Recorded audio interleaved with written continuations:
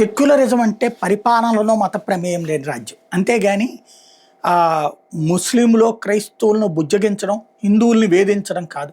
వీళ్ళని వేధించడం ద్వారా వాళ్ళని సంతృప్తిపరచడం కాదు. ఎవరిని ఎవరు వేధించకుండా చూడటం అన్నటువంటి.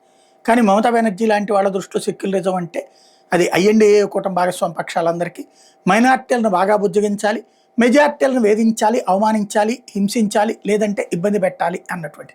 తద్వారా అది సెక్యులరిజం కిందకి చెప్తుంటాడు. ఇప్పుడు తాజాగా మమతా బెనర్జీ గారి కొత్త కాన్సెప్ట్ ఏంటయ్యా అంటే కొత్తగా నిర్మిస్తున్నటువంటి జగన్నాథ టెంపుల్కి సంబంధించినటువంటి ప్రసాదాలని తయారు చేసేటటువంటి కాంట్రాక్ట్ ముస్లిం స్వీట్ షాప్స్కి ఇచ్చింది కావాలని. అంటే అది సెక్యులరిజం అని చెప్తుంది అనమాట. మరి మసీదులో కార్యకలాపాలకు సంబంధించి హిందువులకు ఇస్తుందా కాంట్రాక్టు? చర్చిల్లో సంబంధించినటువంటిది హిందువులకు ఇస్తుందా కాంట్రాక్టు? లేదే. అక్కడ వాళ్ళ మతం ప్రకారం వాళ్ళు పాటించవచ్చు. ఒక్క హిందువుల విషయంలో, హిందూ ఆలయాల విషయంలోనే ఈ అతి సెక్యులరిజం అనమాట.